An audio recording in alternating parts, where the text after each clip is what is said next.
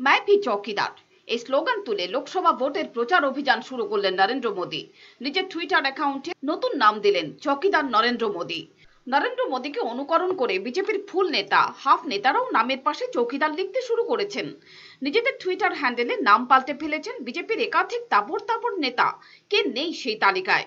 রয়েছেন দলের সর্বভারতীয় সভাপতি অমিত শাহ, পীযূষ গোয়েল, জগৎ প্রকাশ নাড্ডা, হর্ষবর্ধন এবং ধর্মেন্দ্র প্রধানরা। ত্রিপুরার বিপ্লব দেবও চৌকিদার হয়েছেন সামাজিক মাধ্যমে। চৌকিদার 2014 লোকসভা নির্বাচনের প্রচারে এই শব্দটাকেই হাতিয়ার করেছিলেন নরেন্দ্র মোদী।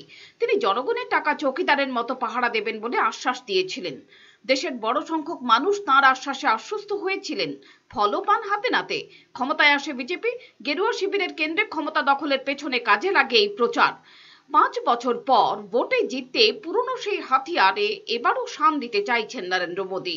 কিন্তু গত 5 বছর যে এদেশে নীরব মোদী, মেহুল চোকসির মতো ডাকাতরা ব্যাংক লুট করে পালিয়ে গেছে, চৌকিদার তাদের আর ফেরত আনতে পারেননি। রাহুল গান্ধী আগেই প্রধানমন্ত্রীকে খোঁচা দিয়েছিলেন চৌকিদার চোর হ্যায় বলে।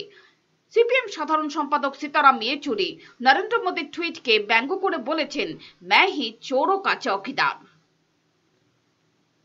Pure Report, Channel Din Raat।